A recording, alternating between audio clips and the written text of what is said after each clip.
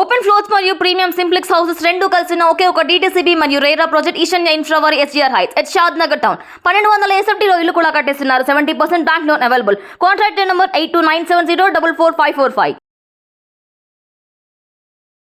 పవన్ కళ్యాణ్ గురించి మీరు చెప్పండి. ఆంధ్రప్రదేశ్ రాజకీయాలు, పవన్ కళ్యాణ్ సినిమాలు ఉన్నాయి. ఆయన రాజకీయాల్లోకి వస్తే ఎలా ఉంటుంది అంటారు? అదే రాజకీయాల్లో ఉన్నాడుగా. అంటే అంటే ఇప్పుడు రాజకీయాల్లో ఉన్నారు కాబట్టి మీకు ఏమనిపిస్తుంది?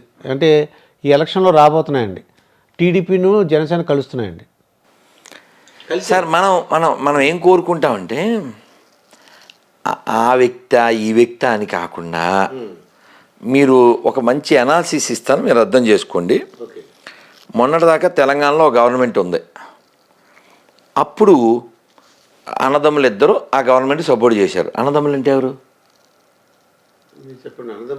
పోనీ బామర్దులు అంటే అర్థమవుతుందా? పోనీ రాజాసింగ్ భాషలో బామర్దుల ఉత్త బామర్దులు. రాజాసింగ్ బామర్ది అంటాడు వాళ్ళ ఇద్దరిని. ఇద్దరు అన్నదమ్ములు అంటే ఎవరున్నారు సార్ ఇక్కడ సిటీలో? ఓవైసీ బ్రదర్స్. ఓకే అండి. ఓకేనా? ఓకే. ఇప్పుడు వీళ్ళిద్దరూ మొన్నటిదాకా ఎవరు కొమ్ము కాశారు? కేసీఆర్ కండి. ఇప్పుడు ప్రొటెం స్పీకర్ ఎవరు? అది వాళ్ళ ఎంఐఎం అక్బరుద్దీన్ అండి. అదే మొన్నటిదాకా కేసీఆర్, ఇప్పుడు కాంగ్రెస్. అతను చెప్పాడు, ఆ అక్బరుద్దీన్ ఏం చెప్పాడంటే, ఎవడైనా రాని మా మోచేతి కింద నీళ్ళు తాగాలి అని చెప్పాడు. వాళ్ళకు ఉండేవి 7. అతనే సభలో చెప్పాడు తెలంగాణ అసెంబ్లీలో, మేము ఇక్కడ 50 లక్షల మంది ఉన్నాం, మాకు కేసీఆర్ 2200 కోట్లు ఇచ్చాడు అని చెప్పాడు. మసీద్ నుంచి రూపాయి తేలేరు. ఏ చవటైతే మనకేంటి సార్? చర్చి నుంచి రూపాయి తేలేరు. ఎవడైతే ఏంటి సార్? కాబట్టి మనకి ఎవడొచ్చినా మన గుళ్ళో డబ్బులు పట్టుకెళ్ళని వాడు కావాలి. గుళ్ళో డబ్బులు పట్టుకెళ్ళకూడదు. అవి ధర్మానికి, దైవ కార్యాలకి వినియోగించాలి. తిరుపతిలో ఫ్లైఓవర్ కట్టారు, మన డబ్బులే, గుళ్ళో డబ్బులు. మసీద్ నుంచి రూపాయి తేలేరు, ముల్లాలకు జీతాలు ఇస్తారు. చర్చి నుంచి రూపాయి తేలేరు, పాస్టర్లకు జీతాలు ఇస్తారు. ఎక్కడవి? మన గుళ్ళో డబ్బులు. వక్ఫ్ భూమి అని ఉంటుంది, అది ఒక అంగుళం వీడు తీసుకోడు, కానీ గుళ్ళో భూములు మాత్రం ఎత్తుకుపోతారు. కాబట్టి ఇలాంటి దొంగలు ఎవరూ రాకూడదు. అదేందా? పవన్ కళ్యాణ్ ఎదిగి మంచి పనులు చేస్తే మంచిదే. మాకు ఎవరైతే ఏమిటి సార్, మనకి ధర్మం ముఖ్యం. నువ్వేమో గుళ్ళో డబ్బులు ఎత్తుకుపోయి ఘాటు కట్టి గొర్రె మతాన్ని పెంచుతాను అంటే పనికి మాలింది. నేను చెప్తున్నాను, ఛాలెంజ్కి రెడీ. నీతి లేనాడు గొర్రె అవుతాడు, ఛాలెంజ్ రెడీ. నేనేమన్నానంటే, ఈ పవన్ కళ్యాణ్ అంటే అతను స్పీచెస్ కానీ అతను మాట్లాడే విధానం అవన్నీ కూడా ఏమైనా సజెషన్లు ఇస్తారా? ఒకవేళ మీ దగ్గరికి వచ్చారనుకోండి, గురుగారు ఏమైనా సజెషన్లు ఇస్తారా అంటే ఏంటి, ఏమి ఇస్తారని? చాలా ఇవ్వాలి. ఒక క్లారిటీ ఉండాలి. ఆ క్లారిటీ ఏమిటంటే, పలానా వాళ్ళు ఓటు వేయాలి అని వాళ్ళ ప్రాపకం కోసం మనం ప్రయత్నం చేయకూడదు. మనకి రాష్ట్ర అభివృద్ధి మాత్రమే కావాలి. ఉచితానికి ఖచ్చితంగా వ్యతిరేకంగా ఉండాలి. ఉచితంగా ఏమివ్వచ్చు? విద్య ఇవ్వచ్చు, వైద్యం ఇవ్వచ్చు. ఈ 10 ఏళ్ళు పరిపాలించారు కదండి ఇక్కడ ఒక ఆయన. అవును, కేసీఆర్ అండి. ఇప్పుడు ఎక్కడున్నారు ఆయన? ఆయన సొంత ఇంట్లో గెలిపాడండి. ఇప్పుడు హాస్పిటల్లో ఉన్నాడు. హాస్పిటల్లో ఉన్నాడు. కరెక్ట్. ఏ హాస్పిటల్ ఇది? యశోద హాస్పిటల్ అండి. అంటే 10 ఏళ్లలో వైద్య రంగం అడుక్కుతుందని కదండి అర్థం.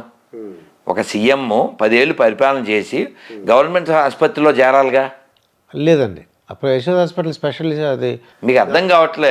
అంటే అంత డెవలప్ చేయలేదు. మరి ఇప్పుడు మీరు ఎలా, ఇది ఓ జోక్ చెప్తే మీకు బాగా అర్థం అవుద్ది. ఒరే, పక్క హోటల్కి వెళ్ళి మంచి టిఫిన్ పట్టుకురా అన్నాడు అనుకోండి హోటల్ ఓనర్. ఆడు హోటల్ ఓనర్ అయి ఉండి ఇంకా మీకు బాగా చెప్తాను. సినిమా పేర్లు అవి నాకు తెలియదు, కానీ సముద్రకని అని డైరెక్టర్ ఉన్నారండి, యాక్టర్ కూడా. యాక్టర్ కదా. ఏదో సినిమా వాళ్ళ అమ్మాయి బండిలో ముందు పెట్టుకుని వెళ్తున్నారు, ఏదో డబ్బింగ్ మూవీ, చిన్న మొక్క చూసా. నాన్న ఆయన మా ప్రిన్సిపల్ అని చెప్పుద్ది ఈ పిల్ల. ఈయన వెళ్ళి, ఏం చేస్తున్నారు ఇక్కడ? మా అబ్బాయి సీటు కోసం. గవర్నమెంట్ టీచర్ అయ్యుండి మీ అబ్బాయికి సీటు కోసం ప్రైవేట్ స్కూల్ దగ్గర నిలబడతారా? సిగ్గు లేదు అంటే ఆడు తల మార్చుకుంటారు. సేమ్ అప్లికబుల్ ఇక్కడ కూడా కదా. ఓకే, అర్థమైంది. ఇప్పుడు అర్థమైందండి. అంటే మీరు స్కూలింగ్ కదా, అందుకని మీ భాషలో చెప్పాను. అంటే గవర్నమెంట్ హాస్పిటల్ డెవలప్ చేస్తుంటే ఈయన అక్కడికి వెళ్ళుదురు కదండి. అంటే మీ ఐడియా ప్రకారం విద్య వైద్యం ఫ్రీగా ఇవ్వాలి. అంటే ఓట్ల గురించి వాళ్ళు ఏం చేస్తున్నారంటే అండి మిగతా కూడా ఫ్రీగా ఇవ్వాల్సి వస్తుంది.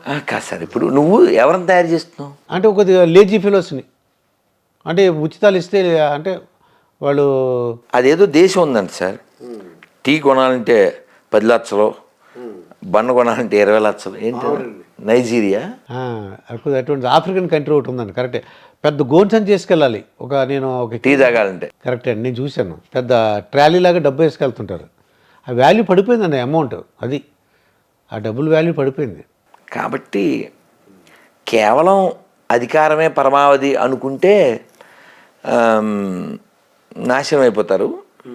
తర్వాత వీళ్ళ అన్యాయానికి చాలామంది బలైపోతారు. కాబట్టి ఫ్రీగా ఏమంటే విద్య, వాడు ఎంత చదివితే అంత చదివించాలి. ఫ్రీగా గొర్రెలు ఇవ్వడం ఏమండి, వాడంతా వాడు బతకాలి సార్. అవునండి. నువ్వు ఇచ్చేదేంటి సార్? పాప ఆటో వాళ్ళు ఏడుతున్నారు సార్.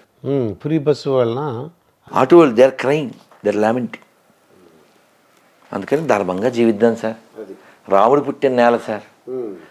పోనీ ఈ ఉచితాలు పాప అతను చెప్పాడు రేవంత్ రెడ్డి, మేమే మా ఇంటికెళ్ళి తెచ్చిస్తామనుకున్నావా అని చెప్పాడు ఆయన. అంటే నీ బ్లడ్డే నువ్వు తాగు, మేము ఇచ్చినట్టు బిల్డప్ ఇస్తాం. ఇప్పుడు ఎవరికి ఉండాలి బుద్ధి? ప్రజలకు ఉండాలండి, ప్రజలకు ఉండాలి. ప్రజల్లో మార్పు రావాలి. మేము ఉచితాలు మేము తీసుకోం, డబ్బులు తీసుకుని ఓటు వేయం. అలాగా ప్రజల్లో మార్పు వస్తే అది నాయకులు కూడా సార్, ప్రజలు సోల్డ్ నాట్ గోల్డ్. కానీ ఈ ఫ్రీ బస్ ఒకటి అయితే మాట్లాడదాం సార్. ఈ ఫ్రీ బీస్ అంటారు కదా. అవును, ఉచితాలు. ఈ ఫ్రీ బీస్ అన్నీ తీసుకోవడం అంటే ఏంటంటే, నేను రైల్లో వస్తూ ఎవరితో మాట్లాడినప్పుడు మాట్లాడుకున్న మాట, ఓ కుక్కకి బొక్క దొరికిందండి సార్. బొక్క అంటే బోను. ఆ బోను ఏదో ఓను అనుకుని దాని టోన్ బాగా పెంచి అది దాన్ని కొరికింది సార్. కొరికితే ఏమొచ్చింది సార్? కొరికితే బోను కొరికితే దాని పళ్ళు పెడతాయేమో అండి సార్. బోన్ గట్టిగా ఉంటుంది సార్, దాన్ని కొరికితే అది గుచ్చుకుంది సార్. గుచ్చుకుంటే బాధ కలుగుతుంది. బాధ ఒకటే సార్, బ్లడ్ కూడా వస్తుంది సార్. తాగింది సార్. బ్లడ్ ఎక్కడి నుంచి వచ్చింది అనుకుంటుందా కుక్క? బోన్ నుంచి వచ్చిందేమో అనుకుంటుంది. కానీ ఎవరి బ్లడ్? తన బ్లడ్ అండి. సేమ్ ఇక్కడ కూడా అంతే కదా సార్. ఈ మాట ఎవరు చెప్పారు? రేవంత్ రెడ్డి గారు చెప్పారు బిఫోర్ బికమే సీఎం. అతను తప్పేం లేదు సార్, ఓటేసినోడు తప్పు, అతను తప్పే ఉంది సార్. మీకు ఇంకో ఉదాహరణ ఇస్తే బాగా పట్టుకుంటారు. చిన్నప్పుడు మనకు వారానికి ఒకసారి డాక్యుమెంటరీ అని సినిమా వేసేవాడు, గుర్తుందా? దూరదర్శన్లో. అవును, మనకి వారానికి ఒకటేగా దొరికేది. ఈ డాక్యుమెంటరీ ఫిల్మ్ ఎప్పుడూ వేసేవాడు, నెలకో 2 నెలలకో. అది కేంద్రం నుంచి వచ్చేది, మనకి పండగ మధ్యాహ్నం వచ్చేది అది. అలాగే అంకురం సినిమా చూశాను, నాకు బాగా గుర్తు. నాకు అలాగే చూసాం, కింద సబ్ టైటిల్ వేస్తాడు. అయితే ఆ సినిమా పేరు నాకు గుర్తులేదు. ఒక అతనికి పావలా దొరికింది సార్. వాడు పేదవాడు, ఆ పావలా జేబులో వేసుకున్నాడు. మళ్ళీ పావలా కనపడింది, మళ్ళీ వేసుకున్నాడు, మళ్ళీ పావలా. లోపల వాడు సర్వర్ సుందరం కూడా ఇలాంటి అదేనేమో మరి తెలీదు. వాడు అలా పావలాలు ఎన్ని వచ్చేసినాయో ఆనందపడిపోతున్నాడు. ఇప్పుడు ఇన్ని డబ్బులు వచ్చినాయి, ఇన్ని చేద్దాం, అన్ని కొందాం, అన్ని తిందాం అనుకుంటున్నాడు. యాక్చువల్గా ఏంటంటే దానికి హోల్ ఉందండి. అదన్నమాట సార్. ఒక పావలాయే మళ్ళీ మళ్ళీ మళ్ళీ మళ్ళీ మళ్ళీ మళ్ళీ మళ్ళీ మళ్ళీ. ఇప్పుడు కొన్ని ప్రభుత్వాలు ఏం చేస్తున్నాయండి, తెలుగు మీడియం బదులు ఇంగ్లీష్ మీడియం ప్రవేశపెడుతున్నాయండి. తెలుగు మీడియం వద్దు, ఫుల్ ఇంగ్లీష్ మీడియం పెడితే బాగుంటుంది, మీరు అమెరికా వెళ్ళొచ్చు, రష్యా వెళ్ళొచ్చు, ఏ దేశం వెళ్ళొచ్చు అని అంటున్నారండి కొన్ని ప్రభుత్వాలు.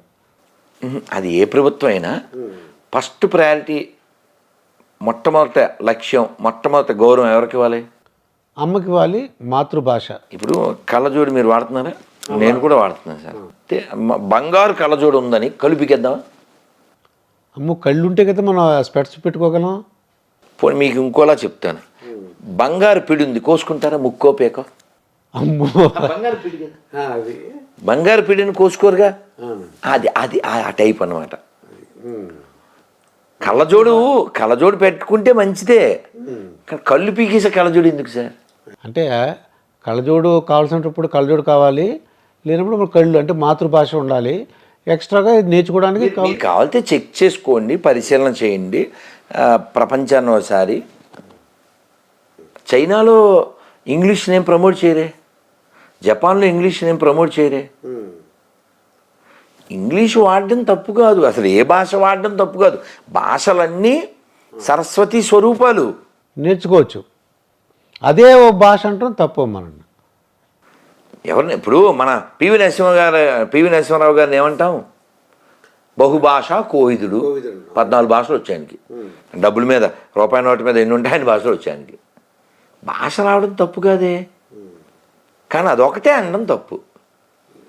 అమ్మకి అన్నం పెట్టరు, పెన్నమ్మకి సారి పెడతాడు వీడు.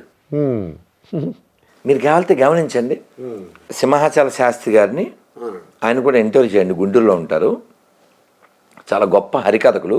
మీ సెల్లో కొట్టండి సింహాచల శాస్త్రిని.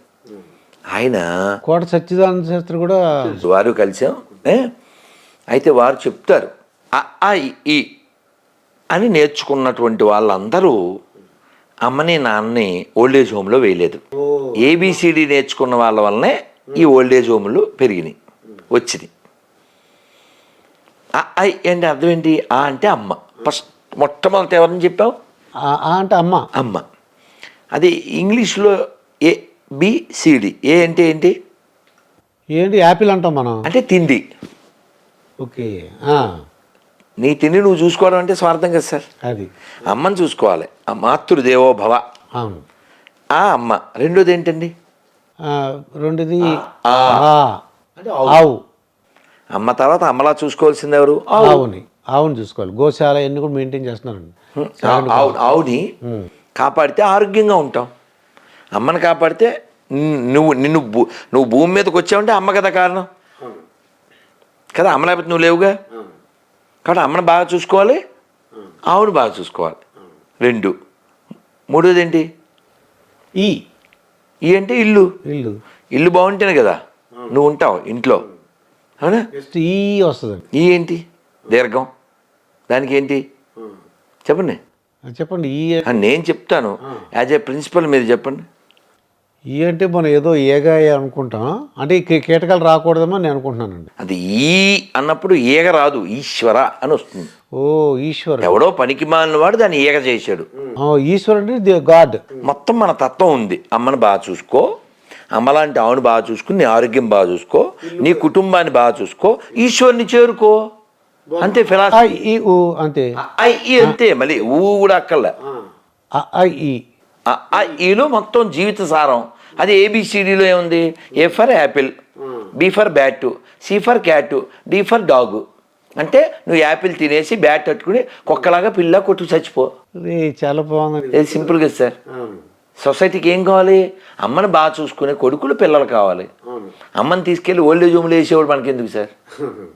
అందుకని అమ్మ భాషను గౌరవించకపోతే మాతృభూమి, మాతృభాష, మాతృభూమి, మాతృభాష, మాతృమూర్తి. అమ్మ కావాలి, అమ్మ భాష కావాలి, అమ్మ భూమి కావాలి. రాముడు చెప్పాడు, అన్నయ్య లంక బాగానే ఉంది, మనం ఇక్కడ ఉండిపోదాం అంటే ఏమన్నాడు? అపి స్వర్ణమయీ లంక నమే లక్ష్మణ రోచతే జననీ జన్మభూమిశ్చ స్వర్గాదపి గరీయసి. లక్ష్మణ, లంక బంగారమే, నేను కాదని చెప్పను. కానీ మనకి దీనికంటే మన అమ్మ లాంటి మాతృభూమి స్వర్గం కంటే గొప్పవి. లంక కంటే కాదు, స్వర్గం కంటే గొప్పవి. అందుకని బొబ్బిలి సినిమా చూశారు కదా, అందులో జననీ జన్మభూమిశ్చ, అది ఎక్కడి నుంచి వచ్చింది? జననీ జన్మభూమిశ్చ. ఈ పదం, ఈ వర్డ్ ఎక్కడిది? రామాయణంలోది. నీకేమో రామాయణం తెలియదు, మీ అమ్మ చెప్పదు, మీ నాన్న చెప్పడు, మీ స్కూల్లో వాళ్ళు చెప్పరు. నీకు తండ్రి పితృవాక్య పరిపాలన, తమ్ముళ్ళు, ఇవన్నీ నీకేం తెలుస్తాయి? ఇంగ్లీష్ మీడియం అయితే కష్టం, అవునా? దీనికి తోడు 4వ తరగతి విద్యార్థులకి గుణదల గురించి పాఠం పెట్టారు. అన్నయ్య ఎఫెక్ట్. గుణదలలో ఏముంది సార్? వాళ్ళు ఆక్రమించి ఒక కొండ మీద ఒక ఈ లారీ అంటే మేరీని పెట్టారు. పెళ్ళి అవ్వకుండానే ఎవరికో కడుపు అయ్యి కన్నది. అందులో ఆదర్శం ఏముంది నాకు అర్థం కాదు. పోనీ గవర్నమెంట్కి ఆదాయం లేదు, ఆదర్శం లేదు. అది పాఠం. డబ్బులు మాత్రం కనకదుర్గం కొండ నుంచి ఎత్తిపోతాడు. కొట్టు తెలుసా? కొట్టు సత్యనారాయణ దేవాదాయ శాఖ మంత్రి. 500 టిక్కెట్టు అమ్మవారి ఆజ్ఞ అనుకోవాలి. మనం కల్లోకి వచ్చి చెప్పింది అమ్మవారు. కొట్టుకెళ్ళిపోవడానికి కొట్టుకి ఐడియా అనమాట. మనమే డబ్బులు ఇచ్చి కొనుక్కోవాలి మన అమ్మవారి దర్శనానికి. వీళ్ళు పాఠాలేమో లారీ పక్కన మేరీవన్నీ పెడుతుంటారు. పదాలు తెలియని పెదవులకు అమృత వాక్యం అమ్మ. సంతానలేమి సమస్యతో బాధపడుతున్న ప్రతి స్త్రీమూర్తి బాధను మేము అర్థం చేసుకోగలం. 49 వరల్డ్ బెస్ట్ ఎంబ్రియాలజీ ల్యాబ్ మరియు జిల్ట్రిక్స్ అలారం సిస్టాన్ని మొట్టమొదటిసారిగా ఏపీ మరియు తెలంగాణలో ఈ నెల 9న ప్రముఖ సినీ నటి స్నేహ, స్పెయిన్ దేశానికి చెందిన international senior embryologist Javier Herrera గారు ప్రారంభించారు. ఈ శుభతరుణంలో రక్త పరీక్షలు, AMH test, RBS, సెమిన్ analysis, ultrasound scan, follicle scan ఈ నెల 31 వరకు ఉచితంగా అందిస్తుంది. 49 49 అంటే సంతానం, 49 అంటే సంతోషం.